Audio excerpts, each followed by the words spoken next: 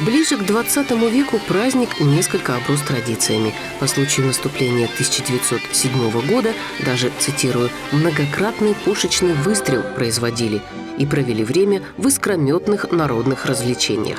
Вечер закончился множеством пушечных ракет, изумивших степных гостей. Шумом издревле было принято все плохое отгонять, будь это пушечные выстрелы, фейерверки или просто громкие радостные возгласы.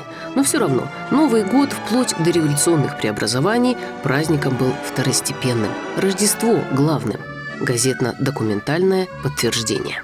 «Уральский листок», 1894 год. Общественная елка ознаменовалась посещением наказного атамана с семейством, пением гимна и показом туманных картин.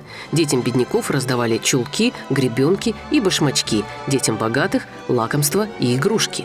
Из Ташкента прибыл хивинский хан. В Уральске продолжается борьба с сусликами, пока побеждают последние. Сусликам пытались привить куриную холеру, но они выжили. В местном отделении Государственного банка похищено из кармана посетителя 1600 рублей. Для подарков к празднику капсюли дезодорат.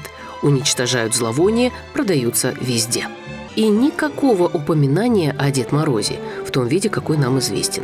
Это вообще персонаж из советской действительности. Родился на кремлевских елках, говорят, во многом благодаря поэту Сергею Михалкову и писателю Льву Косилю. Они сценарии для этих праздников писали.